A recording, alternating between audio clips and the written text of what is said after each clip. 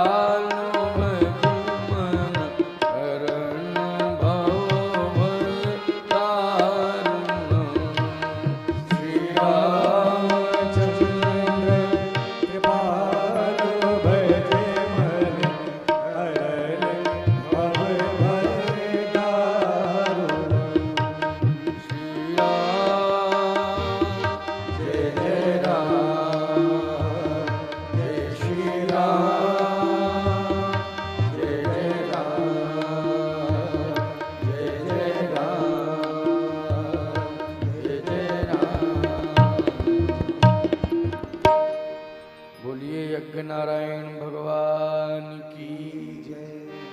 हरे राम राम राम सीता राम राम राम। हरे राम राम राम सीता राम राम राम। हरे राम राम राम सीता राम राम राम। हरे राम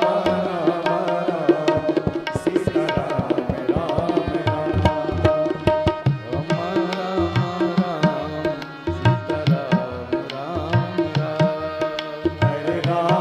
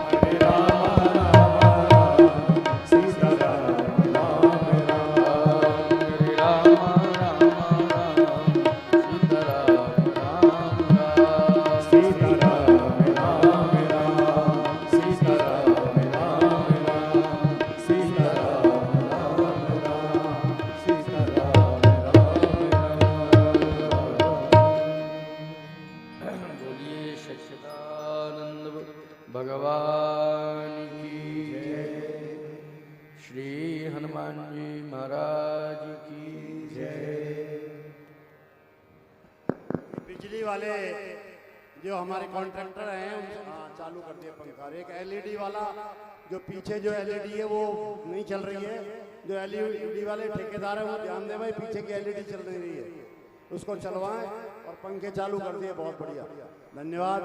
आगे कथा प्रारंभ होने जा रही है।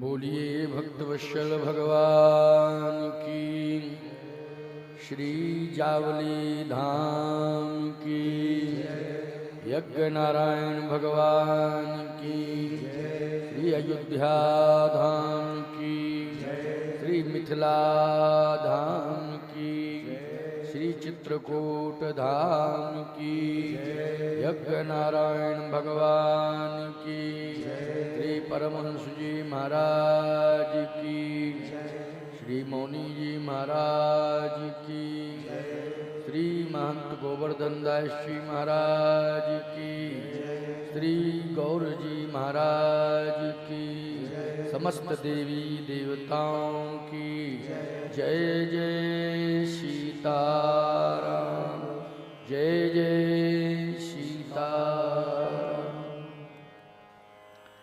हम सभी श्रद्धालुजन आज रामचरित्र मानस रामायण के अंतर्गत जो सीताराम जी महाराज का विवाह है उसकी बड़ी मनोहारी चर्चा श्रवण करेंगे। विवाह गोस्वामी जी से पूछा गया, जो विवाह की कथा सुनेंगे उन्हें प्राप्त क्या होगा? तो इस पर विचार करना है कि जो विवाह की कथा सुनेंगे उन्हें प्राप्त क्या होगा।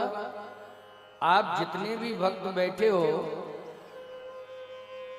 पुण्य प्राप्त करने के लिए बैठे हो, भगवान की कृपा प्राप्त करने के लिए बैठे हो। तो तुलसीदास जी महाराज ने भी डिम डिम नाद कर दिया कि जो भगवान की कथा सुनेंगे और सीताराम जी के विवाह की कथा सुनेंगे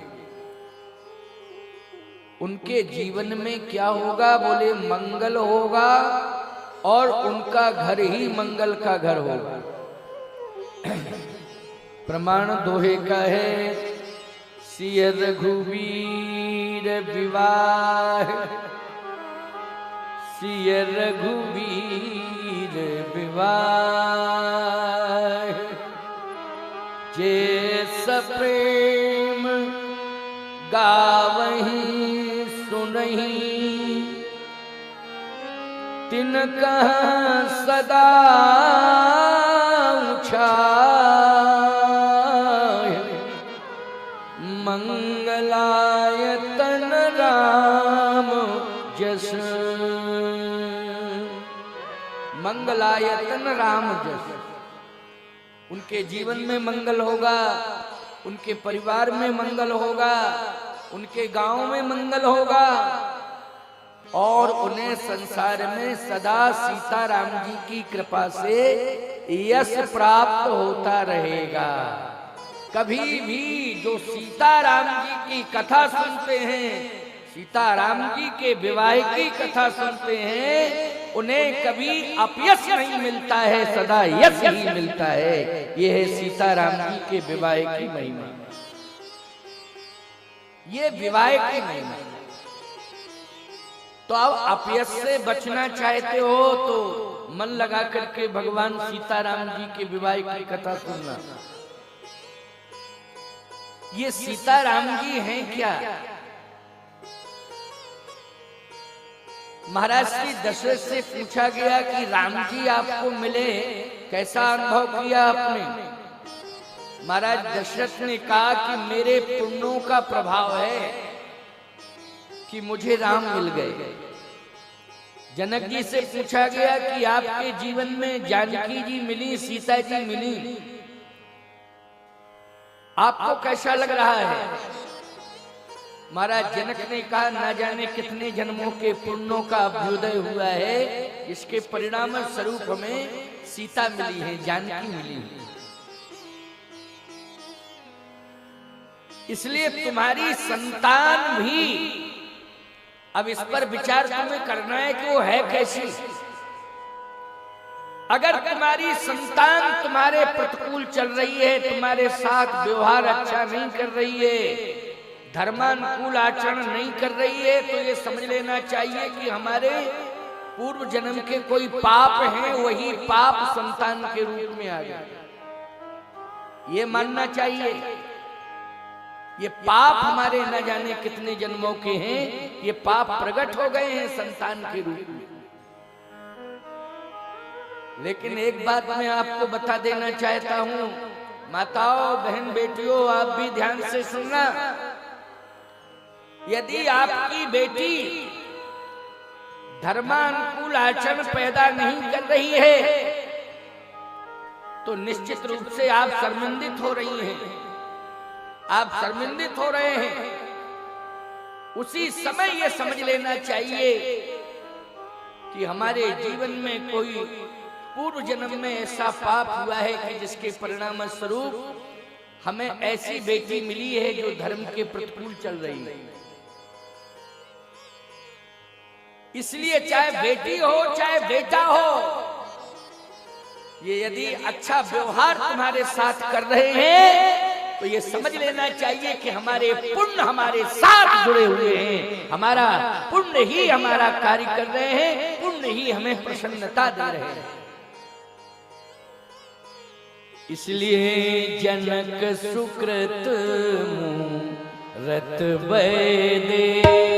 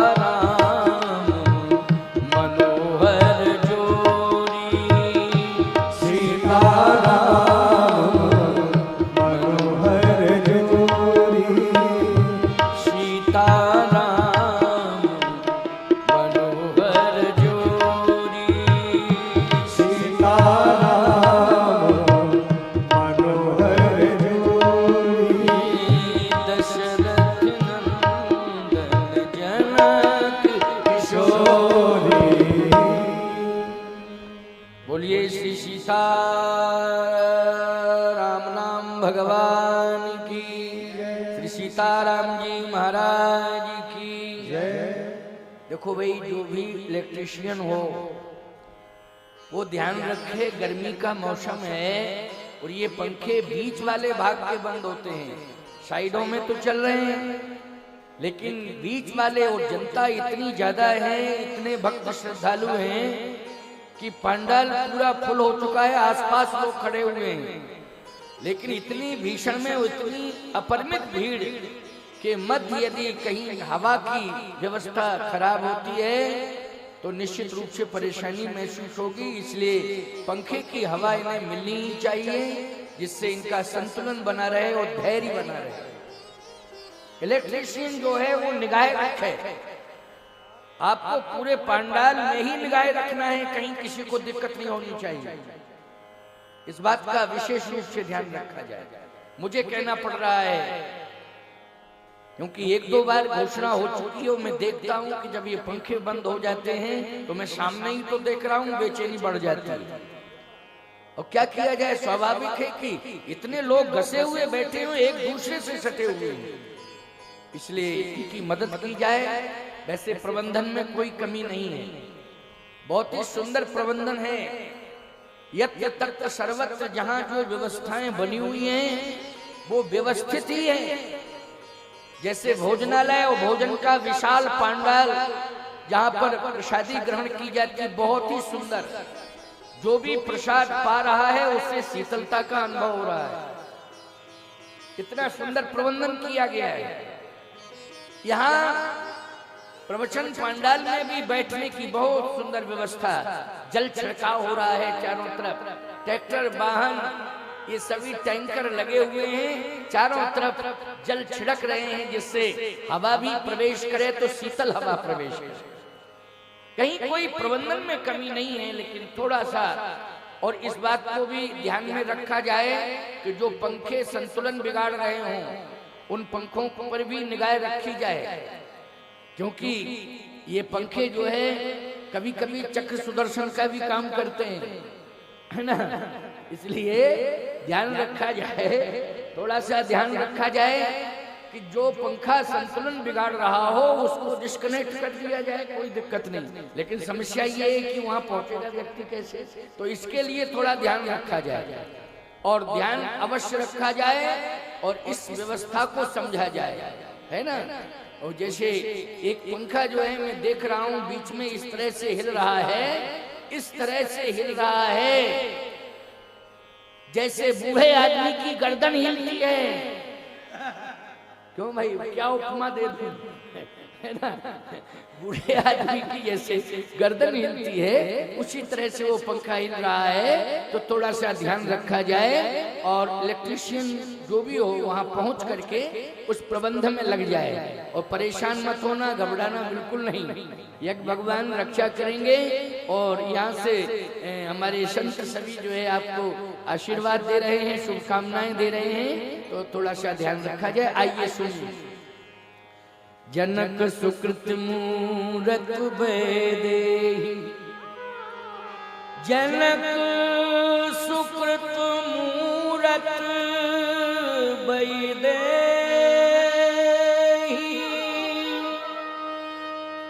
दशरथ सुकृत राम धरि देहि। महाराज दशरथ के पुण्य प्रभु राम हैं और महाराज जनक के पुण्य कौन है? भगवती मां जानकी है। एक और अयोध्या, दूसरी ओर मिथिला। अयोध्या से प्रभु राम चल दिए हैं, लेकिन विश्वामित्र जी महाराज को ऐसा लग रहा है कि राम जी जो है ताड़का का मरण करने के लिए जा रहे हैं। लेकिन भक्तों एक बात बताना, विश्वास के साथ बताना, बहुत बढ़िया बात बता रहा हूं।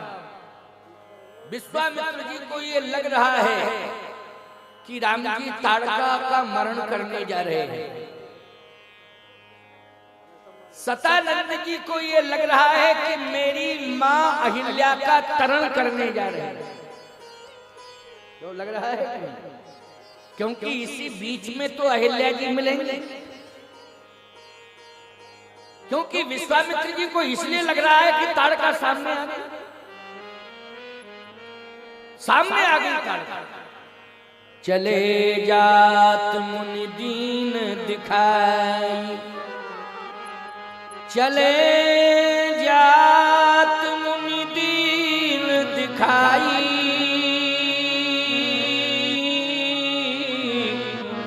और सुन ताड़िका क्रोध कर धाय। ताड़का सामने आ गई, उसने कहा मैं खाऊंगी, छोड़ूंगी नहीं, आज मैं खाऊंगी। विश्वामित्र जी ने कहा राम इसका मरण करो, क्योंकि ये राक्षसी है, इसका मरण करो। लेकिन प्यारे एक बात आपको बतावे, जब कोई मरने लगता है तो उसके अंदर पश्चाताप आ जाता है। किस बात का पश्चाताप आता है कि मैंने पाप किए हैं और आज मैं मर रहा हूं। निश्चित रूप से परिणाम हमें मरने के बाद भुगतना पड़ेगा।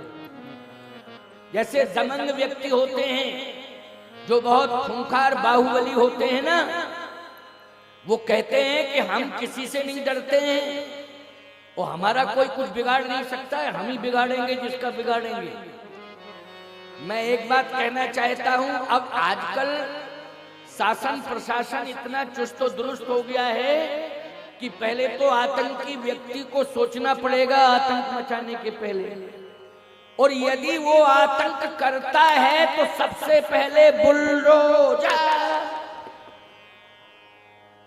है, बुलडोजर। सीधी सी बात, बाद में सारी बात सुनी जाएगी, पहले बुलडोजर आ जाएगा। अच्छा एक बात बताओ, बुलडोजर से कौन कुश्ती लड़ सकता है, जरा बता दो। है कोई पहलवान ऐसा जो बुलडोजर से कुश्ती लड़ सके? सबसे पहले उसके मकान को जमींदोज कर दिया जाता है, और याद रखना वो भागते भागते भागता है, लेकिन फिर भी बच नहीं पाता है, पकड़ में आ ही जाता है। आ जाता है कि नहीं पकड़ में? इसलिए अब आतंकवादियों को सोचना पड़ रहा है। लेकिन त्रेता की बात मैं सुना रहा हूं, त्रेता की बात। ताड़का ये सोच रही है कि मेरा कोई कुछ बिगाड़ नहीं सकता है। तो किसी ने कहा कि वो दशरथ जी के राजकुमार आ रहे हैं, राम। तो ताड़का ने कहा कि दशरथ के बेटा राम आ रहे हैं। जब दशरथ हमारा कुछ नहीं बिगाड़ पाए तो बेटा क्या बिगाड़ेगा, है नहीं? जैसे लोग धमकी देते हैं तो यही बात कहते हैं, तुम्हारा बाप हमारा कुछ नहीं बिगाड़ पाया, तुम क्या बिगाड़ोगे?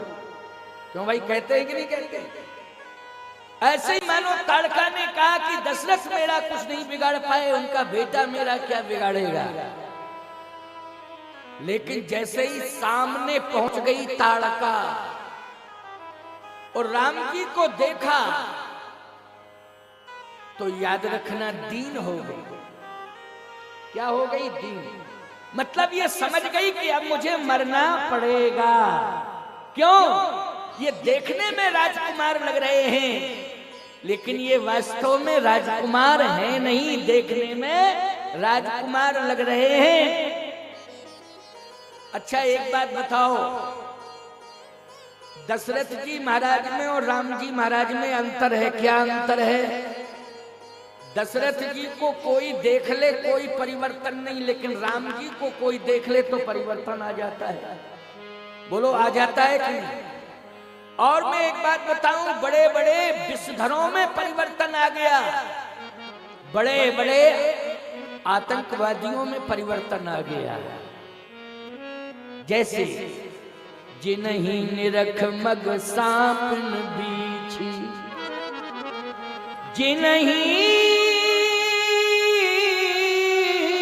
निरख मग सांपन बीछी,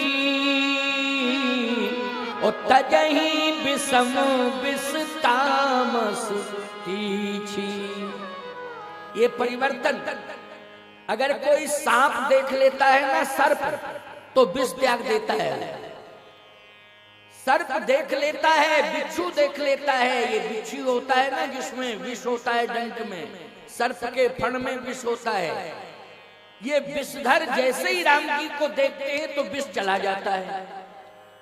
अच्छा कल्पना करो आप, चाहे जितना खूंखार व्यक्ति हो, लेकिन सर्प से सब डरते हैं कि नहीं डरते हैं वो लोग।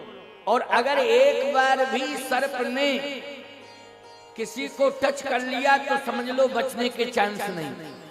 हृदय परिवर्तन राम के व्यक्तित्व में, राम के व्यक्तित्व के बाद दर्शन करने के बाद हृदय परिवर्तन देखा गया है और हृदय परिवर्तन हुआ है।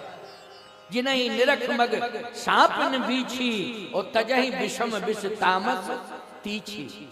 आज ताड़का ने भी तो उन्हीं राम को देखा है।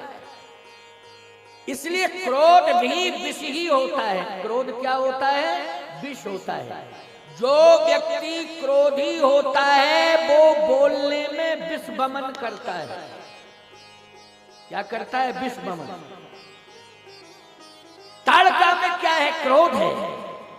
बोले सुन ताड़का क्रोध कर धाय, और जैसे आई राम जी के सामने तो दीन बन गई। भगवान ने कहा इसका मतलब ये है कि ये अंदर ही अंदर सोच रही है कि मेरे से पाप हुए हैं, और ये अंदर ही अंदर पश्चाताप कर रही है। यही इसका प्रायश्चित है। तो अब राम इसका मरण तो करना है, लेकिन मरण करने के बाद चूंकि इसके जीवन में समर्पण आ गया है, दीन हो गई है, तो दीन जान कहीं निज पद दीना। भगवान ने कहा अब मैं अपने धाम भेज रहा हूं। इस बात को समझ लो। यदि जीवन में पाप हुआ है तो भगवान के सामने चले जाना, मंदिरों में, देवी देवताओं के सामने, और जा करके यदि तुम अपना पाप पड़ोसी को नहीं सुना सकते हो, अपना पाप गांव के किसी व्यक्ति को नहीं सुना सकते हो, आप अपना पाप किसी रिश्तेदार को नहीं सुना सकते हो, तो बोलो भगवान को सुना सकते हो कि नहीं? भगवान के सामने चले जाना और आंसू आंखों में भरना, भगवान के चरणों में डाल देना और कहना प्रभु आज तक मैंने पाप किए हैं, आज के बाद मैं कभी पाप नहीं करूंगा, ये संकल्प लेता हूं। भगवान आपका उद्धार कर दें। लेकिन पापों को दोहराना नहीं, पुनरावृत्ति नहीं करना। यही कहना प्रभु अब गलती नहीं करूंगा, अब लो नसानी अब न नसई। अभी तक मुझसे भूल हुई है, लेकिन अब प्रभु मैं भूल नहीं करूंगा, आज के बाद कोई पाप नहीं करूंगा। उद्धार 101% कन्फर्म। इसलिए हमारे राम जी, हमारे घनश्याम जी इतने सरल हैं कि मौका दे देते हैं जीव को। इसलिए तुम्हें मौका मिले तो इससे चूकना नहीं, भगवान के सामने संकल्प ले लेना और अपराध करना बंद कर। लेकिन ताड़का दीन हो गई। भगवान ने कहा चलो ये मन ही मन पश्चाताप कर रही है, आज मैं इसे अपने धाम भेजता हूं, अपने धाम भेजता हूं। ये पहली घटना घटी है रामा अवतार में। देखो रामा अवतार में राक्षसों के मारने की शुरुआत जब की गई तो राक्षसी ताड़का से की गई, और कृष्णा अवतार में जब राक्षसों के मारने की शुरुआत की गई है तो पूतना से की गई है। पूतना सबसे पहले भगवान ने किसको मारा है? पूतना को। रामा अवतार में राम जी ने किसे मारा है? ताड़का को। ताड़का को मारा। इसलिए मैं कहता हूं कि नारी को गलती नहीं करनी चाहिए। अगर नारी गलती करती है तो पूरे परिवार का संतुलन बिगड़ जाता है। बोलो बिगड़ जाता। अच्छा घर को कौन चलाती है? जल्दी बोलो। गृहिणी। बोलो घर को कौन चलाती है? गृहिणी। जैसे और पूरा परिवार संभालती है वो साधारण नहीं होती है, इसलिए उसको गृह लक्ष्मी भी कहा जाता है। क्या कहा जाता है? गृह लक्ष्मी। आप लक्ष्मी हो, घर को चला रही हो, अगर आपने गलती कर दी तो पूरे घर का संतुलन बिगड़ जाएगा। जैसे ड्राइवर गाड़ी चला रहा है, बोलो भाई, अगर ड्राइवर का संतुलन बिगड़ जाएगा तो जितने गाड़ी में बैठे हैं सबका बिगड़ जाएगा कि नहीं बिगड़ जाएगा? जितने भी लोग बैठे होंगे सबका संतुलन बिगड़ जाएगा, ऐसी कंडीशन आ जाएगी। इसलिए माताओं, तुम बहुत बड़ी ताकत हो। या देवी सर्वभूतेषु शक्ति रूपेण संस्थिता, या देवी सर्वभूतेषु मातृ रूपेण संस्थिता, या देवी सर्वभूतेषु शांति रूपेण संस्थिता। नमस्तस्यै नमस्तस्यै नमस्तस्यै नमो नमः। इसलिए आपको बहुत सावधानी बरतनी है। क्यों? ये जितना भी जगत का विस्तार होता है, उस विस्तार में नारी की प्रमुख भूमिका रहती है। और संतान को संस्कार देने में भी याद रखना, पत्नी की भूमिका है, पति की बाद में भूमिका है, पहली पत्नी की है। संतान कहां पलती है, जल्दी बोलो? पति पत्नी दोनों के मध्य में संतान कहां पलती है? तो इस बात को कहना पड़ेगा, पत्नी के उदर में, गर्भ में पलती है संतान। अच्छा एक बात बताओ, जो तुम खाओगी संतान पे असर पड़ेगा कि नहीं पड़ेगा? उस समय पड़ेगा असर। इसलिए उस समय समझ समझ करके भोजन ग्रहण किया जाता है। कोई भी पदार्थ खाया जाता है तो इस पर विचार किया जाता है कि पलने वाले शिशु को तकलीफ ना हो। मैं कहता हूं, जो तुम खाती हो उसका असर भी संतान पे पड़ता है, और जो तुम करती हो उसका भी असर संतान पे पड़ता है। इसलिए सोच समझ के कदम उठाना चाहिए। ये जिम्मेवारी आपकी ज्यादा बनती है, इसलिए आपको सोच समझ के कदम उठाना पड़ेगा। इसलिए सबसे पहला सम्मान मातृशक्ति को दिया जाता है समाज में। नारी जगत को सबसे पहले सम्मान दिया जाता है। आज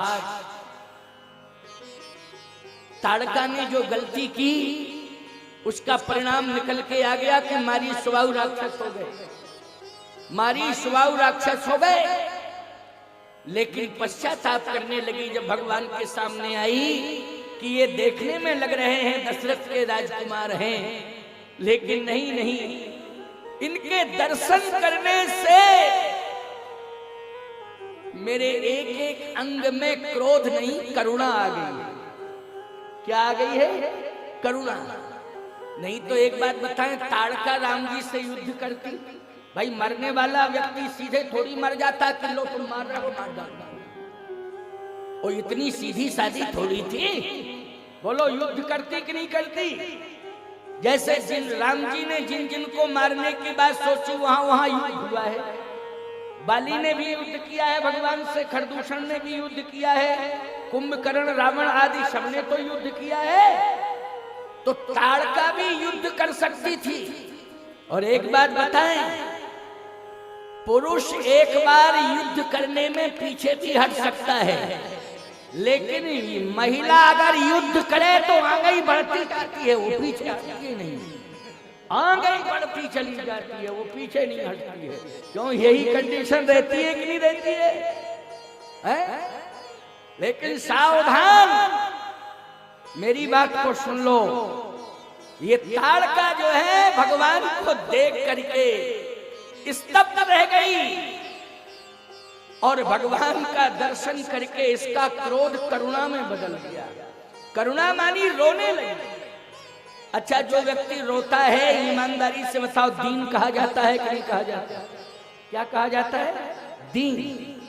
इसलिए गोस्वामी जी ने ताड़का को दीन कहा है। और जो दीन बनते हैं उन्हीं को भगवान अपने धाम भेजते हैं। इसलिए सुन ताड़िका चले जात मुनि, दीन दिखा खाई सुन ताड़का क्रोध कर धाई। क्रोध लेकर के दौड़ी है, लेकिन भगवान को देख करके ये स्तब्ध रह गई। प्रभु राम का दर्शन करके परिवर्तन हो गया, एक एक अंग में करुणा आ गई, क्रोध समाप्त हो गया। भगवान ने उसी समय का इसका उद्धार करना चाहिए। इसलिए दीन जानतहि निज पद दीना। भगवान ने ताड़का का मरण तो किया, लेकिन मोक्ष दे दिया। मरण के साथ मोक्ष। अच्छा सही बताओ, मरते तो सभी हैं, पुण्यात्मा भी मरता है और पापात्मा भी मरता है, लेकिन विशेषता मरने में नहीं है, मोक्ष में विशेषता है। पापात्मा जब मरता है तो याद रखना निश्चित रूप से उसे मोक्ष नहीं मिलता है, उसकी आत्मा भटकती रहती है। और जो पुण्यात्मा होता है वो मरने के बाद मोक्ष को प्राप्त हो जाता है। लेकिन प्यारे, ये भी सब बहुत बड़ा पुण्य है। जैसे धन के त्याग से पुण्य आ जाता है। आपके हाथ में धन है और आपने जाके समरसता यज्ञ में दे दिया कि चलो जावली धाम चलें, इतना बड़ा कुंभ हो रहा है, महाकुंभ हो रहा है, वहां पर भंडारा चल रहा है, वहां पर कथा हो रही है, वहां पर लोगों को जलपान कराया जा रहा है, भक्तों को प्रसाद और महाप्रसाद दिया जा रहा है। तो आपके मन में अगर ऐसा आता है कि हमारे हाथ में धन है, हमें दान करना चाहिए, वो आपने यहाँ आकर के दान कर दिया, यज्ञ भूमि में यज्ञ के हितार्थ कर दिया, तो ईमानदारी से बताओ, इस धन के त्याग से आपके मोक्ष का मार्ग प्रशस्त हो गया कि नहीं हो गया? मोक्ष का मार्ग प्रशस्त हो गया। यानी आपने अपना कल्याण कर लिया है, क्योंकि धन का त्याग कर दिया है आपने यज्ञ की भूमि पर। और सुनिए मेरी बात, धन के त्याग से मोक्ष का मार्ग प्रशस्त हो जाता है। तो मैं एक बात कहना चाहता हूं, यज्ञ की भूमि पर आप आए हो तो केवल धन का ही त्याग मत करना, आपके जीवन में जितने प्रकार के दोष हों उन दोषों का भी त्याग कर देना, मोक्ष का मार्ग प्रशस्त हो जाएगा, सारे द्वार मोक्ष के खुल जाएंगे। लेकिन उन दोषों का भी त्याग करना, दोषों का त्याग करना। और कहीं ऐसा मत करना कि चलो चले वहां पर लाखों की भीड़ हो रही है, जिसके जूते कीमती होंगे उनको उठा के ले आएंगे। क्यों भाई? अगर इस तरह से तुम जूता चप्पल कीमती से कीमती चोरी करने लगे तो बोलो लोक भी बिगड़ा और परलोक भी बिगड़ा। और सुनो माताओ, मैंने कल परसों 2 दिन कहा था कि सोने चांदी के आभूषण पहन के नहीं आना है, केवल जो मांगलिक स्वर्ण आभूषण हैं जिन्हें पहनना अनिवार्य है उनको पहनना, लेकिन अतिरिक्त सोना पहन के मत आना। क्यों? हो सकता है कि इन्हीं श्रोताओं में, महिलाओं में कोई ऐसी महिला हो जो ये सोच करके आए कि हमें कथा नहीं सुनना है, हमें तो चैन मंगल सूत्र खींचना है और घर ले जाना है। याद रखना, ऐसी सूर्पणखाएं भी आ जाती हैं जो अव्यवस्था फैला देती हैं, उनसे सावधान रहना। वैसे बहुत समझदार हैं, सब सावधान हो गए। समझदार क्योंकि यहाँ हम देख रहे हैं कि हमारी लंबी निगाह है। और एक बात और बता दें, हमारी निगाह जो है इतनी लंबी है, इतनी लंबी है कि ये मत देखना कि ये हाड़ मांस की आंखें लगी हैं, इसलिए मांस की आंखें, ये हाड़ मांस के शरीर में लगी हुई मांस की आंखें ये कितना देख पाएंगी, इस चक्कर में मत रहना। कौन क्या कर रहा है इस पंडाल में और यज्ञ में, मैं सब कुछ देख रहा हूं, याद रखना। ये गलती मत करना, नहीं तो परिणाम बहुत बड़ा भयावह हो जाएगा। इसलिए सावधानी हटी और दुर्घटना घटी। इसलिए बहुत पवित्र भाव से यज्ञ में आना है और पवित्र मन से भाव से सेवा करनी है, और बन सके तो सहायता ही करनी है, हित ही करना है, अहित नहीं करना किसी का, अब व्यवस्था नहीं फैलानी है। मैं तारीफ करता हूं, कल परसों सोने का कड़ा एक किसी को मिल गया, उसने मंच पर आकर के दिया था, मंच पर आके दिया उसने। किसी महिला का सोने का कड़ा गिर गया था, तो यहाँ परसों की बात है शायद, यहीं आकर के उसने दिखाया भी है और दिया भी है।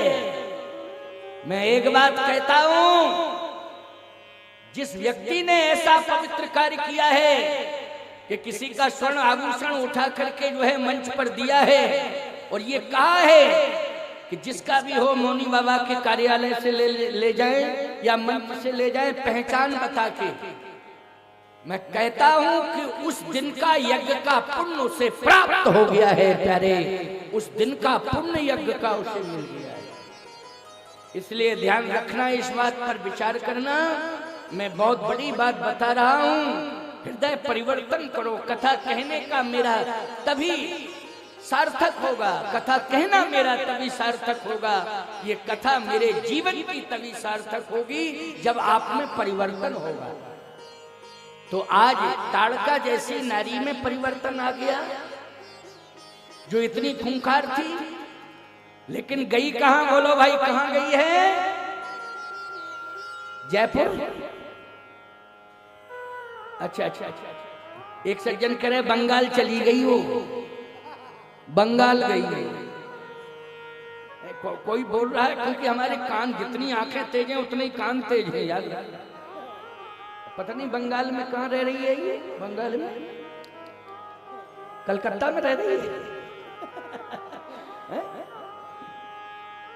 इसलिए सुन ताड़िका क्रोध कर धाय, एक बाण प्राण हर लीना, एक बाण प्राण हर लीना, एक बाण प्राण हर लीना, एक बाण प्राण हर लीना, दीन जानते निज पद दीना, दीन जानते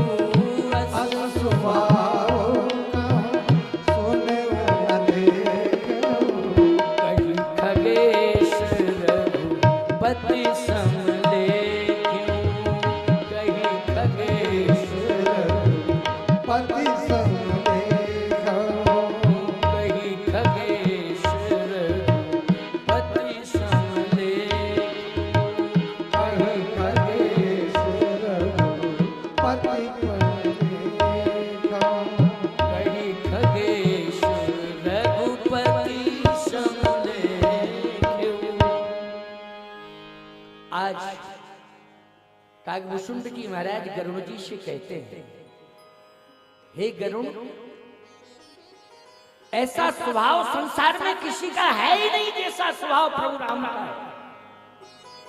शील स्नेह का निर्वाह करने वाला ऐसा कोई है ही नहीं संसार में जैसे प्रभु राम है। इसलिए राम से जुड़ो, उद्धार निश्चित होगा। अब आप विचार करना, आगे जैसे ही अहिल्या का क्रम बढ़ेगा, अभी आने वाला है अहिल्या का चरित्र, क्योंकि ये भी नारी है। भगवान राम को 3 नारियां मिली हैं इस यात्रा में। अयोध्या से लेकर के मिथिला तक की यात्रा में 3 नारियां मिली हैं। पहली नारी के रूप में ताड़का, दूसरी नारी के रूप में अहिल्या और तीसरी नारी के रूप में स्वयं जगत जननी जानकी माता मिली हैं। ये तीसरी नारी की, और तीनों के साथ भगवान का किस तरह का व्यवहार चलता है इस पर विचार करो। सबसे पहले ताड़का का मरण किया, दूसरे नंबर पर अहिल्या का तरण किया और तीसरे नंबर पर जानकी का वरण किया है। यही सिस्टम अयोध्या से मिथिला तक का है। वरण किया और वरण करके बस चले आए वापस। लेकिन अभी तो जा रहे हैं, अभी वरण हुआ कहां है ये तो मैंने संकेत दिया है। लेकिन ताड़का का उद्धार हो गया। दीन जानते निजपद दीना। मारी स्वभाव को पता चला कि मेरी मां का वध हो गया। मारी स्वभाव ने कहा, जिसने मेरी मां का वध किया है हम बदला लेंगे। आजकल बदले वाली भावना आ जाती है ना कि तुमने मेरे साथ जैसा व्यवहार किया हम वैसा ही करेंगे तुम्हारे साथ। लेकिन एक बात आपको बतावें, बदला लेने वाला महान है कि इस घटना को परमात्मा पर छोड़ देने वाला महान है। मैं तो कहता हूं भगवान के ऊपर छोड़ दे कि जो जिसने किया है कर्म वैसा भगवान फल देगा। तो निश्चित रूप से भगवान आपके साथ होगा। और यदि आपने बदला लेने की बात सोच ली तो भगवान यही कहेगा, लड़ो दोनों, मारो, हमें क्या। जब तुम अपने आप जिम्मेदारी ले रहे हो तो क्या किया जाए। एक घटना आपको सुनाए, बहुत अच्छी बात है, जरा सावधान हो जाओ, चेतावनी दे रहा हूं, सावधान हो जाओ।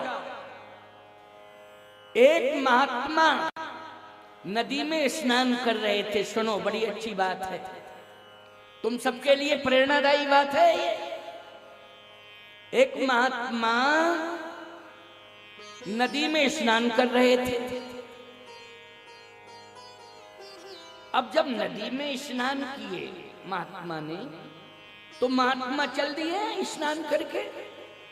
हाथ में एक डंडा था, महात्मा की लाठी थी। स्नान करके चल दिए। अब जैसे स्नान करके चले तो थोड़ा आगे बढ़े तो नदी के किनारे कुछ वस्त्र सूख रहे थे। महात्मा ने नहीं देखा और वो वस्त्र जो है महात्मा के पैर के नीचे आ गए। तो जो वस्त्र धोने वाला धोबी था उसने कहा, ए बाबा, मैं इतनी मेहनत के साथ वस्त्र धो रहा हूं, ये तुम क्या कर रहे हो। अच्छा, पता नहीं महात्मा किस मूड में थे, वो सुने नहीं, चले गए। अब जब चलते ही गए, चलते ही गए, चलते ही गए, तो याद रखना उस धोबी को इतना क्रोध आया कि वो धोबी जो है महात्मा के पीछे जिस मुकदर से कपड़े धो रहा था वही मुकदर लेके दौड़ पड़ा। लक्ष्मी जी ने कहा, दौड़ो दौड़ो दौड़ो, महात्मा मारा जाता है, दौड़ो। ये मुकदर जो है कहीं महात्मा की खोपड़ी पर पड़ गया तो प्राण नहीं बचेंगे। दौड़ो दौड़ो, प्रभु क्या कर रहे हो। भगवान ने कहा गरुण से, गरुण ले चलो। गरुण बोले, हाँ प्रभु लेके चलता हूं। बस इतने में महात्मा ने देखा तो महात्मा ने भी अपनी लाठी उठाई, धोबी ने अपनी लाठी उठाई। गरुण से कहा, भगवान ने लौटाओ। कहा क्यों? बोले एक भी महात्मा नहीं है, दोनों ही धोबी हैं, लड़ रहे हैं आपस में। महात्मा एक भी नहीं है। क्यों भाई? एक भी महात्मा नहीं है, लड़ने दो। ईमानदारी के साथ बताओ, अगर पलटवार नहीं करता महात्मा तो भगवान आके पनिशमेंट देते कि नहीं देते जो महात्मा पे वार करता? भगवान ने कहा जब दोनों ने अपनी जिम्मेवारी अपने हाथ में ले ली है तो हमें क्या लेना देना। गरुण जी से कहा बैठो शांति से, और लक्ष्मी जी से कहा कि हमको आराम करने दो, परेशान ज्यादा करती हो, आराम करने दो हमको। कहने का तात्पर्य मेरा ये है कि स्वभाव को बदलना है। जैसा स्वभाव तुम्हारा है, अगर उसमें कहीं गुण की विशेषता है तो वही स्वभाव अच्छा है, लेकिन यदि अवगुण का आधिक्य है उसमें तो ऐसे स्वभाव को परिवर्तित करना बहुत आवश्यक है।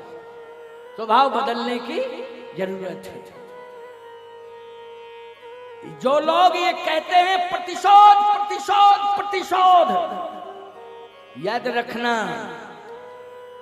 उन्हीं के यहां विनाश होता है।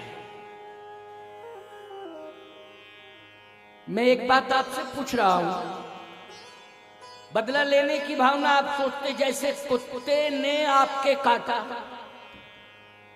कुत्ते है उसने काट लिया, तो आप क्या करोगे? बचोगे कि कुत्ते को काटोगे? इसने हमको काटा, ये काटेंगे? क्या मतलब निकला बोलो भाई? अगर काटने वाला कुत्ता है उससे बचना है, रास्ता चेंज करना है। बोलो भाई, क्योंकि काटने वाला कुत्ता है, उसका क्या होगा? बोले वो काटने वाले कुत्ते के मस्तिष्क में कीड़े पड़ेंगे, लोग लाठी डंडा मार के उसको निपटा देंगे। कितने कुत्तों के कीड़े पड़ जाते हैं? बोलो पड़ जाते हैं कि नहीं? पागल हो जाते हैं। काटने वाले कुत्तों के कीड़े भी पड़ते हैं, पागल भी होते हैं, फिर लोग बोलो लाठी डंडे से मार के निपटा देते हैं कि नहीं निपटा देते हैं? ये लोगों की मार नहीं है, ये परमात्मा की मार है अपराधी के ऊपर। इसलिए परमात्मा की मार पर विश्वास करो।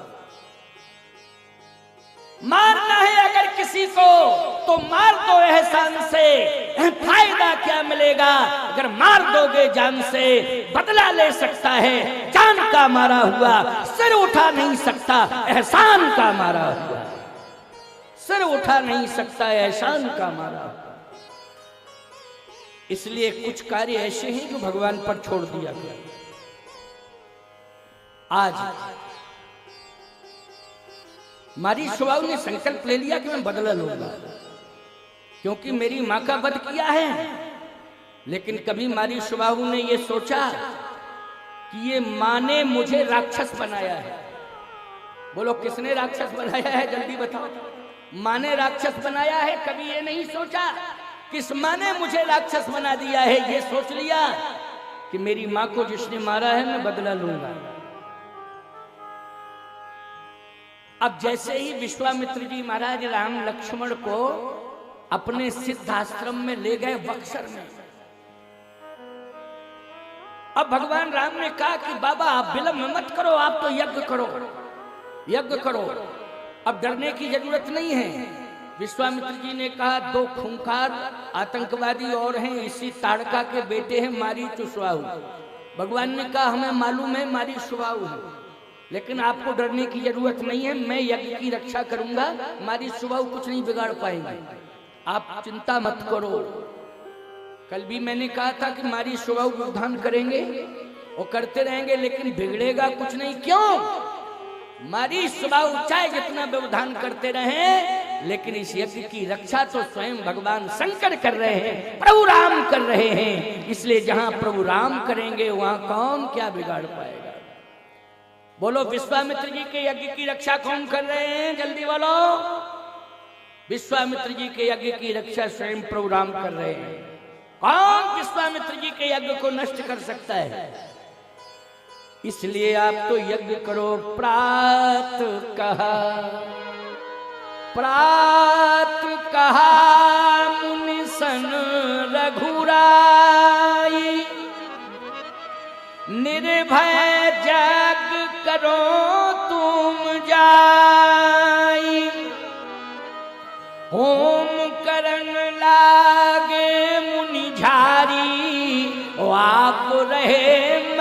की रखवारी। सुन मारीच निशाचर को ही,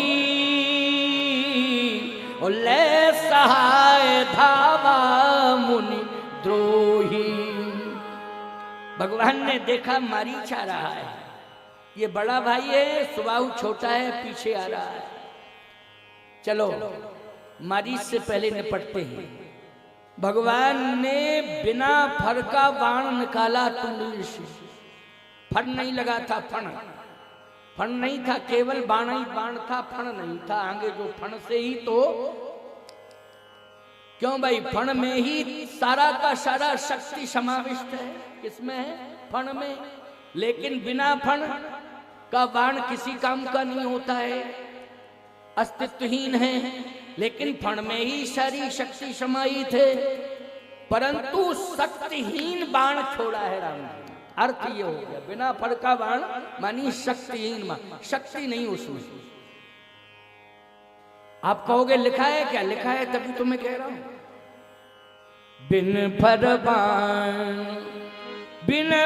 बाण राम तहि मारा, सत जो जन का सागर पारा। बिना फल का बाण भगवान ने दिया, तो अब कल्पना करो आप, मारीच ये देख रहा है कि इसमें फण नहीं है, लेकिन मैं उड़ा जा रहा हूं। ये बिना ही फण का बाण, और याद रखना बड़े बड़े बलवान थे, निज निज बल सब काहू भाखा, पार जाए कर संशय राखा। समुद्र को पार नहीं कर पाए, लेकिन भगवान के बिना फण के बाण ने मारीच को समुद्र के उस पार लंका पहुंचा दिया। बोलो पहुंचा दिया कि नहीं? बिना ही फण के बाण ने लंका पहुंचा दिया। अब सोचो भगवान में कितनी ताकत है कि बिना ही फल के बाण में लंका पहुंच गया। अगर अपराधी हो, अपराध करोगे तो याद रखना भगवान का बाण तुम्हें दिखाई नहीं देगा, लेकिन तुम्हें कहां पहुंचा देगा ये कल्पना से परे। कहां पहुंचा देगा ये कल्पना से परे। अंदाज कर लो कि मारीच को कहां पहुंचाया, समुद्र के उस पार लंका में। तो तुम कहां पहुंचोगे, इसके बारे में जरा विचार करना। ये बात मैं इसलिए कह रहा हूं कि उन आतंकवादियों को मैं ये बता देना चाहता हूं जो लोग हमेशा देश में व्यवधान करने की कोशिश करते हैं। याद रखना, इस भारत के ऊपर श्री राम का राज्य है। बोलो किसका राज्य है इस भारत के ऊपर? आधिकारिक राज्य की बात मैं कर रहा हूं, याद रखना। बोलो भाई राम राज्य है कि नहीं? ईमानदारी के साथ बताओ। पार्टी बात से दूर हो जाना, ये मत सोचना। इसलिए मैं कह रहा हूं कि आज रात्रि के 12 बजे भी कोई बहू बेटी अकेली निकल जाती है तो कोई माई का लाल हाथ छूने वाला नहीं है, कोई माई का लाल स्पर्श करने वाला नहीं है, याद रखना। बोलो इतनी निश्चिंतता आ गई। सबसे ज्यादा सम्मान किसका होता है राम राज्य में? नारियों का सम्मान होता है, याद रखना। सबसे ज्यादा नारी जगत का सम्मान होता है, मातृशक्ति का सम्मान होता है। बोलो भाई मातृशक्ति का सम्मान हो रहा है कि नहीं हो रहा है? आज नारी का सम्मान सुरक्षित है, और यदि किसी ने आंख उठा करके देख लिया है तो याद रखना उसकी आंख निकाल ली गई है प्यारे। आज ये स्थिति आ गई है अपने भारत में। आज कोई आंख उठाने वाला नहीं है कि आंख उठा के देखे। और मैं एक बात कहना चाहता हूं, सुन लो कान खोल करके। पाकिस्तान में इतने आतंकवादी रहते हैं, इतने आतंकवादी रहते हैं कि पूरा पाकिस्तान ही आतंकवादियों का अड्डा है। लेकिन सही बताना, इस समय वर्तमान के हालातों पर विचार करना, कोई भी पाकिस्तानी आतंकवादी भारत में घुसने की हिम्मत जुटा पा रहा है? बोलो यदि कोई पाकिस्तानी आतंकवादी घुसने की हिम्मत जुटाया हो अभी तात्कालिक परिस्थितियों में, तो मुझे उत्तर चाहिए। इसलिए याद रखना, इस समय आतंकवादी भी भारत में आने के पहले विचार कर रहा है कि मैं अगर जाऊंगा तो मार तो नहीं पाऊंगा, लेकिन मर के आऊंगा, यहां जिंदा नहीं आ सकता हूं, किसी को नहीं मार पाऊंगा, मर के आऊंगा। और याद रखना, ऐ भारत के वीर सपूतों, आतंकवादियों ने भारत में आकर के हमारे सैनिकों पर गोलियां बरसाई थी। हमारे भारत के वीर सपूतों ने पाकिस्तान में घुस करके सर्जिकल स्ट्राइक करके मौत के घाट सुला दिया था। उनके घर में घुस करके मारा था, उनके घर में घुस करके उनको मारा था। याद रखना, राम राज्य में कोई कमजोर नहीं है, राम राज्य में सभी शक्तिशाली है। राम राज्य में कोई कमजोर नहीं होता है, राम राज्य में सभी शक्तिशाली होते हैं। याद रखना, यही राम राज्य है। भले ही सरकारी रिकॉर्ड में राम राज्य नहीं लिखा जा रहा है, लेकिन अनुभव हम कर रहे हैं, हम शक्तिशाली हो गए हैं, और इतने बड़े शक्तिशाली हो गए हैं हम। यही राम राज्य का प्रमाण है कि आज पूरी दुनिया नतमस्तक हो गई है भारत के आगे, पूरी दुनिया नतमस्तक हो गई है, हर देश नतमस्तक हो गया है। हम इतने शक्तिशाली हो गए हैं, यही राम राज्य है, याद रखना। और थोड़ी बहुत जो कमियां बची हैं 2025 के बाद वो भी सफाया हो जाएगा, निपट जाएंगी। जो आसुरी शक्तियां हैं वो बचेंगी नहीं 2025 के बाद। साफ साफ बोल रहा हूं, याद रखना। इसलिए वीर सपूतों, अपने भारत की आन मान शान को समझो, क्योंकि आज भगवान राम ने यह दिखा दिया है मारीच को कि मारीच, मैंने ताकत का प्रयोग नहीं किया है, ऐसा शक्तिहीन बाण छोड़ा है, लेकिन उसकी ताकत को तू समझ रहा है कि कहां पहुंच गया है, कहां पहुंच गया है? लंका में। लंका में पहुंचने का मतलब है मनहु चुनौती दी। मैंने रावण को चुनौती दी है, बोलो चुनौती दी। मारीच को भेज करके क्या किया है, बोलो रावण को चुनौती दी है। अच्छा सही बताओ, रावण जो है मारीच मामा है, तो रावण कौन है? जल्दी बोलो। भांजा हुआ? यहाँ क्या कहते हैं, भांजा ही कहते हैं, भांजा क्या? हाँ, हम पूछते जा रहे हैं इसलिए कि थोड़ी मदद कर रहे हैं ना हमारी। एक बात आपको बतावें, सबसे पहले हम जिला भरतपुर, अलवर और डींग इनके मध्य में यदि सबसे पहले आए थे तो जालूकी के कृष्णा महाविद्यालय परिसर में मेरी कथा हुई थी, बड़ी अद्वितीय कथा हुई थी। उसके डायरेक्टर बैठे हुए हैं शांति स्वरूप शर्मा जी। मैंने आज भी मैं विद्यालय में ही ठहरा हूं, महाविद्यालय में ठहरा हूं। आपको मालूम है इतनी गर्मी में इतनी ताकत मुझे कहां से मिल रही है? ये शांत स्वरूप जी के बच्चों की सेवा से मुझे ताकत मिल रही है कि मैं इतनी गर्मी में भी बोल रहा हूं। बड़ी सेवा हो रही है। इस तरह से संभाले हुए हैं कि महाराज जी किसी भी प्रकार से अस्वस्थ ना हो जाए, इस तरह से सेवा कर रहे हैं और पूरी सेवा का भार लिया है। मैं कहता हूं यज्ञ का बहुत बड़ा सहयोग किया है कृष्णा महाविद्यालय जालूकी में, और डायरेक्टर बैठे हैं संत स्वरूप जी। मैं आज इस मंच से उनको बहुत बहुत आशीर्वाद दे रहा हूं कि आप संत सेवा कर रहे हैं। संत स्वरूप जी आए मेरे पास एक मिनट के लिए।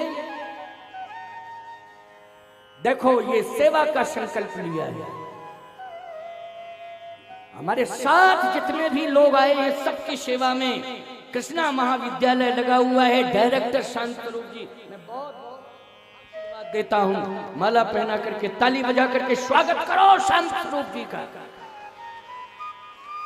पूरे विद्यालय परिवार को मेरा आशीर्वाद है, पूरे विद्यालय परिवार को मेरा आशीर्वाद है, बहुत बहुत आशीर्वाद। उनके साथ में उनके साथी लोग सभी आए हैं, मैं सभी को आशीर्वाद दे रहा हूं। आइए सुनिए जरा, मेरी बात को ध्यान से सुनिए। मारीच जैसे ही पहुंचा लंका तो रावण ने कहा कैसे आ गए हो मामा जी? मारीच ने कहा भांजे जी अब बच सको तो बचो, नहीं मरना कन्फर्म है, मरना कन्फर्म है। रावण ने कहा कि इतनी बड़ी शक्ति पैदा हो गई है क्या? मारीच ने कहा सनातन की ताकत आ चुकी है, सनातन की सबसे बड़ी शक्ति पैदा हो गई है। अब मुझे लगता है कि कोई भी राक्षस बचेगा ही नहीं, समूल नष्ट होना है। तो मारीच ने कहा कि समझ जाओ तो समझ जाओ। रावण ने कहा अच्छा कैसे बचेंगे ये बताओ। मारीच ने कहा कि बस उनकी शरण में चले जाओ तो बच सकते हो, शरण में चले जाओ तो बच सकते हो, यदि शरण में नहीं गए तो बचने वाले नहीं, निश्चित रूप से।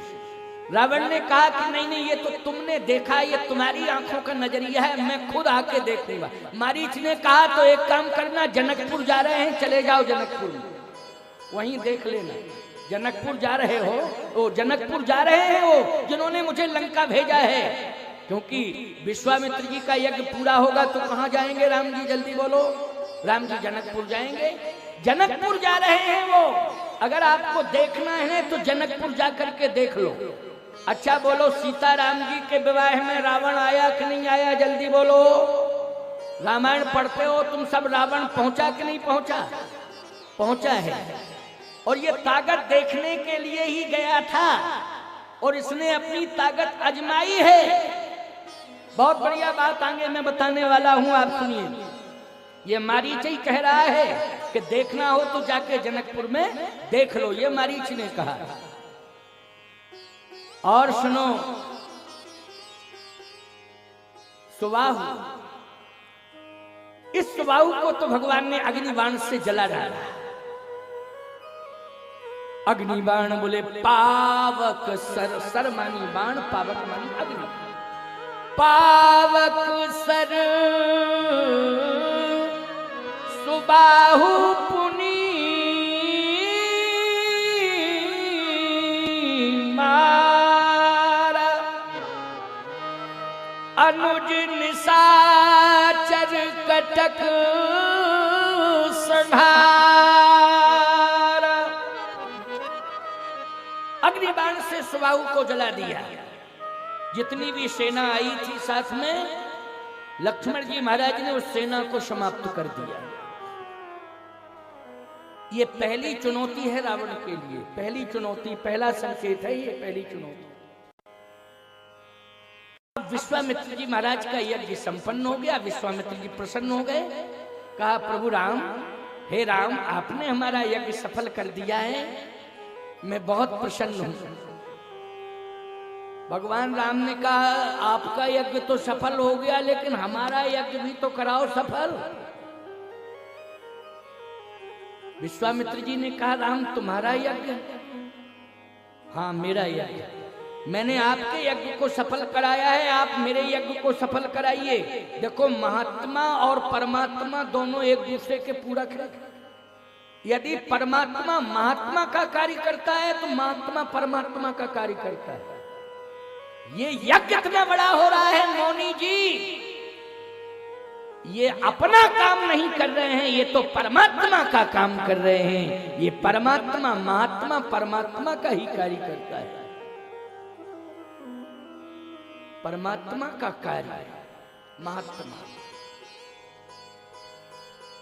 विश्वामित्र जी ने कहा कि राम अभी अभी तो मेरा यज्ञ हुआ है, अब तुम यज्ञ की बात करोगे तो लोग यही कहेंगे गुरु चेला ने धंधा बना लिया यज्ञ का। क्या अभी गुरु का यज्ञ हुआ, अब चेला ने यज्ञ शुरू कर दिया तो धंधा बना लिया है गुरु चेला ने यज्ञ करने का। क्या भगवान राम बोले हमारा चंदा वाला यज्ञ नहीं है, हमारा यज्ञ है धनुष यज्ञ। अच्छा बोलो भाई, धनुष यज्ञ। राम जी ने एक बात और कही, गुरुजी आपका यज्ञ 2-4 साल बाद हो जाता तो कोई दिक्कत नहीं, और हमारा यज्ञ अगर ओवर एज हो गया तो यज्ञ ही फेल हो जाएगा। क्यों भाई, धनुष यज्ञ का संबंध विवाह से है। उम्र निकल गई तो अटल बिहारी वाजपेयी रह गए बिना विवाह के। अब्दुल कलाम साहब रह गए बिना विवाह के, वो लोग राष्ट्रपति बन गए, प्रधानमंत्री बन गए, लेकिन सही बताओ विवाह हो पाया क्या? इसलिए मैं कहता हूं कि ये समय से होना चाहिए, समय से होना चाहिए।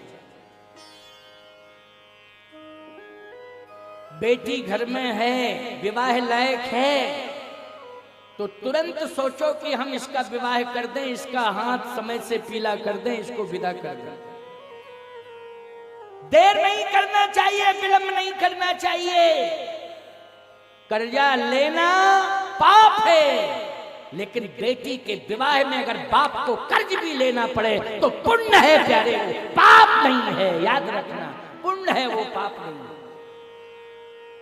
कर्जा लेना पाप है, लेकिन बेटी के विवाह में अगर कर्ज लेने की भी जरूरत पड़े तो कर्ज लेना चाहिए और समय से विवाह करना चाहिए। विलंब करने की जरूरत नहीं, सबसे बड़ा पुण्य है। विवाह को विलंबित नहीं करना चाहिए, समय से ही विवाह होना चाहिए। इसलिए आप महात्मा हैं और विवाह का दायित्व आपके हाथ में है, मेरे विवाह का दायित्व, इसलिए आपको ही संभालना पड़ेगा। इतने में आवाज कानों में सुनाई दी, कहां? जनकपुर से। अच्छा, जनकपुर से आवाज आई विश्वामित्र जी के कानों में, तो विश्वामित्र जी महाराज करने लगे, बस राम जी अब निश्चित रूप से विलंब करने की जरूरत नहीं है, चलो हमारे साथ। गोस्वामी जी ने लिखा है, धनुष जग धनुष जग सुन रघुकुल नाथा, धनुष जग सुन रघुकुल नाथा, धनुष जग सुन रघुकुल नाथा, धनुष जग सुन रघुकुल नाथा, हरस चले मुनि वर के साथ, हरस चले मुनि वर के साथ, धनुष जग सुन रघुकुल नाथा, धनुष जग सुन रघुकुल नाथा, हर्ष चले वर के साथ, हर्ष चले मुनि वर के साथ, हर्ष चले वर के साथ, हर्ष चले मुनि वर के साथ। चल दिए विश्वामित्र जी महाराज के साथ राम लक्ष्मण, लेकिन हर्ष चले मुनिवर के साथ, इसकी व्याख्या मैं कर रहा हूं, ध्यान से सुनना। मुनि के साथ राम जी चल रहे हैं कि राम जी के साथ मुनि चल रहे हैं? जब अयोध्या से चले थे तो पुरुष सिंह दो वीर हर्ष चले मुनि भय हरण, विश्वामित्र जी के साथ चले थे राम जी। लेकिन यहाँ यज्ञ पूरा होने के बाद हर्ष चले मुनिवर के साथ। तो एक बात बताऊं आपको, विवाह में वर की प्रधानता होती है कि बारातियों की? जल्दी बोलो। विवाह में तो दूल्हा की प्रधानता है, क्यों भाई, है कि नहीं? अच्छा, पूरा विवाह का आकर्षण का केंद्र बिंदु कौन होता है? जल्दी बोलो। दूल्हा। बोलो भाई, दूल्हा। अच्छा, दूल्हा का अर्थ अब आजकल बड़ा उल्टा हो गया है। दूल्हा का अर्थ दूल्हा मानी बर, बर मानी दूल्हा। अब आजकल का दूल्हा का अर्थ क्या हो गया जानते हो? लड़की वाले के यहां से दूल्हा। क्या दूल्हा? टीवी दूल्हा, फ्रिज दूल्हा, डबल बेड दूल्हा, सोफा सेट दूल्हा। दूल्हा उसके घर में कुछ भी ना बचने दे, सब दूल्हा। यही स्थिति हो गई कि नहीं? कुछ भी ना बचने दे, सब दूल्हा। ये कंडीशन है। अरे राम जी जैसा दूल्हा बनना है, दूल्हा दूल्हे श्री रघुनाथ बने दुल्ही सिय मंदिर सुंदर मंदिर माही। दूल्हे श्री रघुनाथ बने दुल्ही सिय सुंदर मंदिर माही। है ऐसे दूल्हा बनो, राम जी जैसे दूल्हा, सीता जी जैसी दुल्हन बनो। देखो फिर कितना आनंद आता है परिवार में। दूल्हा मानी बर, बर मानी श्रेष्ठ, श्रेष्ठ आचरण करने वाले को ही दूल्हा बनने का अधिकार। श्रेष्ठ आचरण करने वाले को ही दूल्हा बनने का अधिकार है। और जिसका श्रेष्ठ आचरण हो उसी के साथ अपनी बेटी का विवाह किया करो। जिसका आचरण अच्छा नहीं है बिल्कुल मत करना। धन संपत्ति जमीन जायदाद वैभव देख करके मत करना विवाह अपनी बेटी का, नहीं तो बेटी तुम्हारी सुखी नहीं रहेगी। जिस लड़के का आचरण अच्छा हो उसी के साथ बेटी का विवाह करना, क्योंकि वही वर बनने के लायक है। नहीं तो आजकल स्थिति यह है कि वर तो मिलते नहीं है, गोबर किसी काम के नहीं है। यहाँ हरस चले मुनि वर के साथ। यहाँ विश्वामित्र जी किसके साथ जा रहे हैं? बोले वर के साथ। वर कौन है? बोले राम जी। वाह, आगे बढ़े विश्वामित्र जी महाराज। जब राम जी और लक्ष्मण जी को संकेत दे रहे हैं मिथिला के लिए, तो उसी मिथिला के रास्ते में एक आश्रम है गौतम ऋषि का। कौन ऋषि का? गौतम ऋषि का आश्रम। उच्च कोटि का महात्मा है गौतम। अच्छा, आप यदि ये जानना चाहो कि ये उच्च कोटि के महात्मा हैं गौतम, इनकी विशेषता क्या है? पहली बात तो यह है कि इनकी विशेषता यह है कि इन्होंने इंद्रिय जन अंधकार पर नियंत्रण पाया है। जो इंद्रियां अंधकार की ओर ले जाती हैं उन्हीं पर नियंत्रण पा लिया है। किसने? गौतम ऋषि ने। और असली महात्मा वही है जो इंद्रियां अंधकार लाती हैं उन पर नियंत्रण पा, वही है असली महात्मा।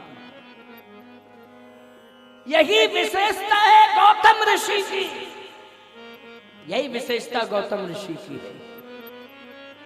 अब प्यारे गौतम ऋषि तप कर रहे हैं और ब्रह्मा जी खोज रहे हैं कि मेरी बेटी जो है बड़ी हो गई है, उम्र ज्यादा हो रही है, अहिल्या। ब्रह्मा की बेटी का नाम क्या है? अहिल्या। क्या अब मेरी बेटी विवाह के लायक हो गई है, तो अब मैं अपनी बेटी का विवाह करूं, इसके लिए वर खोजूं। तो याद रखना, ब्रह्मा जी ने खोजना शुरू किया तो महात्माओं में सबसे श्रेष्ठ चरित्रवान महात्मा गौतम मिले। और जाकर के ब्रह्मा ने प्रणाम किया और कहा, महाराज मैं आपकी शरण में आया हूं, मेरी बेटी को स्वीकार कर लो। मैं विवाह करना चाहता हूं अपनी बेटी का आपके साथ। बड़ी मुश्किल में गौतम ऋषि तैयार हुए साहब। गौतम ऋषि बहुत मुश्किल से तैयार हुए, स्वीकार कर लिया, विवाह हो गया अहिल्या जी का गौतम ऋषि के साथ में। ये गौतम ऋषि के साथ विवाह किसका? अहिल्या का। अहिल्या कौन है? ब्रह्मा जी की पुत्री है। देखो, ब्रह्मा की पुत्री अहिल्या और ब्रह्मा की पुत्री सरस्वती। बोलो भाई, सरस्वती किसकी पुत्री है? ब्रह्मा जी की पुत्री है। अहिल्या जी ब्रह्मा जी की पुत्री हैं। वशिष्ठ जी ब्रह्मा जी के पुत्र हैं। नारद जी ब्रह्मा जी के पुत्र हैं। अब दोनों ही श्रेष्ठ महात्मा हैं कि नहीं? वशिष्ठ जी और नारद जी। बोलो, ये पुत्र हैं। और पुत्री कौन? बोले अहिल्या जी पुत्री हैं, सरस्वती जी पुत्री हैं। कौन नहीं जानता है सरस्वती को? ये बुद्धि की अधिष्ठात्री देवी है सरस्वती। बड़े बड़े जितने भी विद्वान मनीषी हुए हैं उन्होंने सरस्वती जी का आवाहन किया है, तभी एक शब्द बोल पाए। बिना सरस्वती की कृपा के कोई बोल ही नहीं सकता है। आज मैं बैठा हूं, कोई मुझ में सामर्थ्य नहीं है, सरस्वती माता कृपा कर रही हैं, वही मुझसे बुलवा रही हैं, जो वो बुलवा रही हैं वही मैं बोल रहा हूं आपके सामने। मैं अपनी तरफ से कुछ भी नहीं बोल रहा हूं, सरस्वती जी की कृपा से बोल रहा हूं, सरस्वती जी की कृपा। आज विवाह तो हो गया गौतम ऋषि के साथ, लेकिन प्यारे आपको मालूम होना चाहिए गौतम ऋषि के साथ एक घटना घट गई, और वही आश्रम मिला है भगवान राम को जिसमें घटना घटी थी। क्या? इंद्र ने एक ऐसा माया का प्रपंच किया कि गौतम ऋषि गंगा स्नान करने चले गए, जबकि ब्रह्म मुहूर्त में जाते थे, लेकिन ब्रह्म मुहूर्त के पहले ही चले गए गंगा स्नान करने के लिए, क्योंकि इंद्र ने माया का जाल बिछाया है। क्यों? इंद्र चाहता था कि अहिल्या का विवाह मेरे साथ होना चाहिए, लेकिन ब्रह्मा जी ने नहीं किया था। ब्रह्मा जी ने कहा कि मैं इंद्र के साथ विवाह नहीं करूंगा अपनी बेटी का। अच्छा एक बात बताओ, इंद्र प्रभावशाली है कि नहीं? स्वर्ग का अधिपति है कि नहीं? बोलो, खजाना भरा पड़ा है कि नहीं? इसके बाद भी ब्रह्मा जी ने अपनी बेटी का विवाह इंद्र के साथ नहीं किया। मैं उन लोगों से खास तौर से कह रहा हूं जो अपनी बेटी का विवाह करना चाहते हैं, उन बापों से मैं कह रहा हूं जो अपनी बेटियों का विवाह करना चाहते हैं, सोच समझ के विवाह करना। ब्रह्मा को विचार करना पड़ा, ब्रह्मा ने सोच समझ के अहिल्या का विवाह किया गौतम ऋषि के साथ, बहुत अच्छा संबंध। लेकिन ब्रह्मा जी ने इंद्र को स्वीकार नहीं किया, इंद्र के साथ विवाह नहीं किया, जबकि इंद्र चाहता था।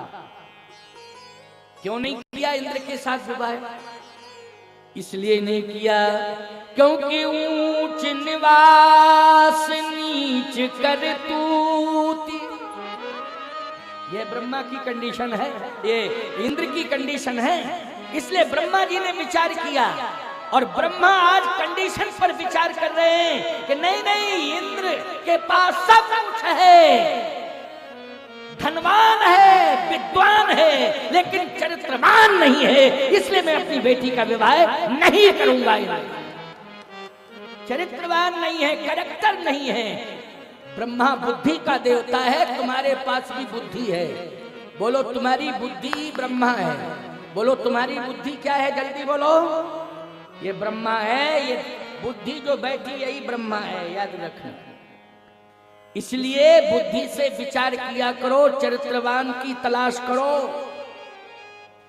ब्रह्मा जी ने किसकी तलाश की है? चरित्रवान की। और गौतम ऋषि चरित्रवान महापुरुष हैं, इसलिए विवाह कर दिया। लेकिन इंद्र की कंडीशन ठीक नहीं है। ऊंच निवास, ऊंच निवास नीच करतूती,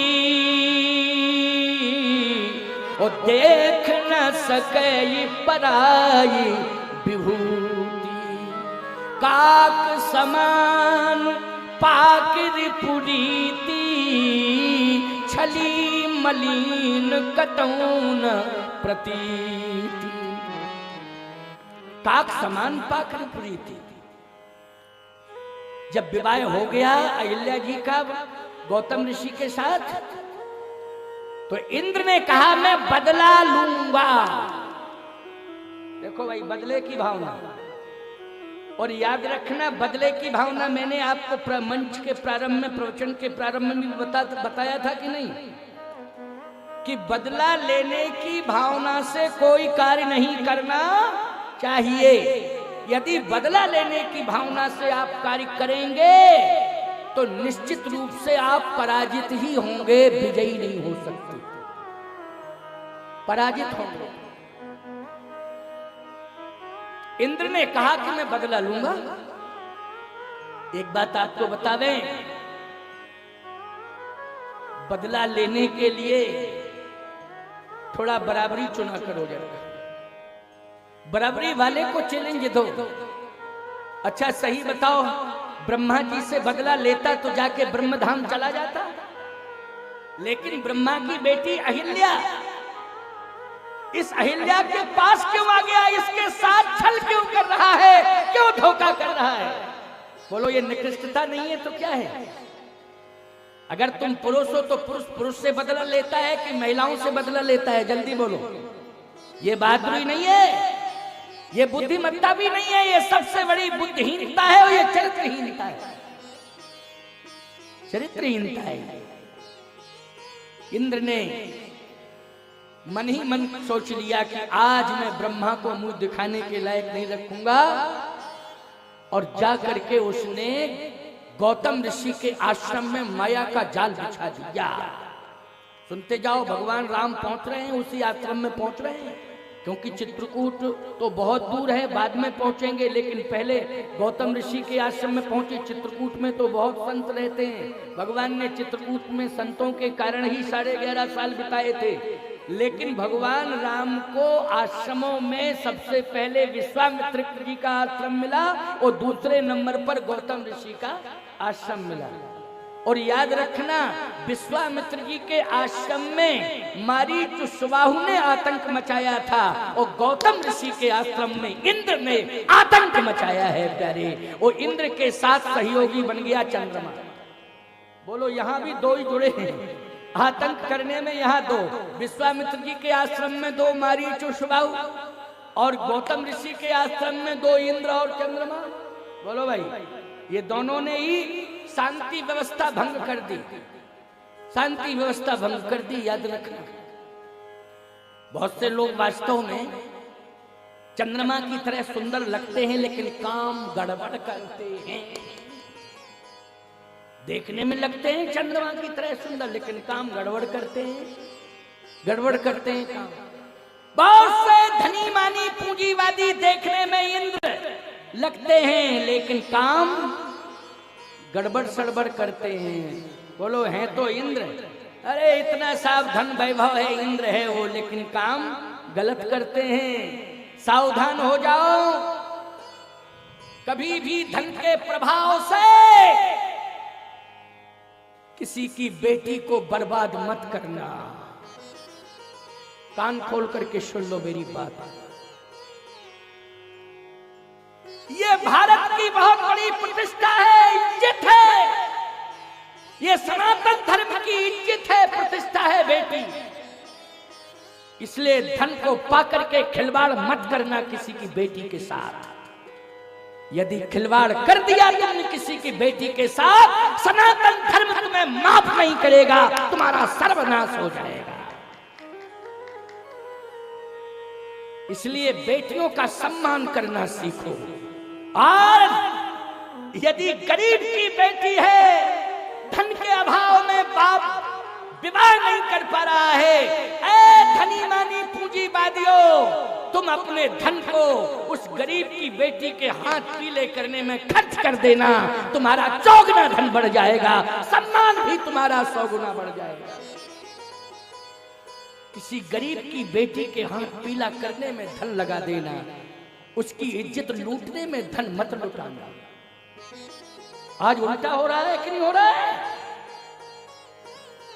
आज बेटी के विवाह में तो धन नहीं दिया जा रहा है, बेटी की अस्मिता के साथ खिलवाड़ करने में धन दिया जा रहा है। बहुत साफ साफ बोल रहा हूं, ये बात मेरी केवल इस पंडाल तक नहीं गूंज रही है, ये बात मेरी केवल समरसता यज्ञ तक नहीं गूंज रही है, सोशल मीडिया के माध्यम से पूरी दुनिया में गूंज रही है, पूरी दुनिया में गूंज रही है। कान खोल करके सुन लें, दुनिया वाले सुन लें कान खोल करके। आज इंद्र और चंद्रमा दोनों ही आते हैं, और दोनों ने आकर के ऐसा माया का जाल बिछाया कि चंद्रमा ने अपनी नकली आवाज से भ्रमित कर दिया है। चंद्रमा ने अपनी नकली आवाज से भ्रमित कर दिया है। किसको? गौतम ऋषि को। बोलो कर दिया है भ्रमित कि नहीं कर दिया है? अच्छा एक बात बताओ, चंद्रमा क्या बन गया? आइए पधारिए संत भगवान, बोलिए संत भगवान की जय। पधारो पधारो। वाह,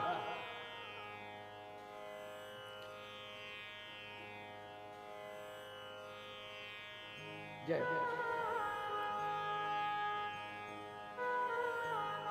मुनि समूह मह बैठे सन्मुख सबकी ओर, और शरद चंद्र तन चितवत मानहु निकर चको। आज संत जो है पधार रहे हैं ना, हाँ संतों का आना जो है बड़े सौभाग्य की बात है। भगवान सीताराम जी के विवाह में सब पधार रहे हैं संत। और एक बात आपको बतावें, आप सब भी आज संत ही बन गए हो। आप सब संत बन गए हो क्योंकि कथा सुन रहे हो, इसलिए संत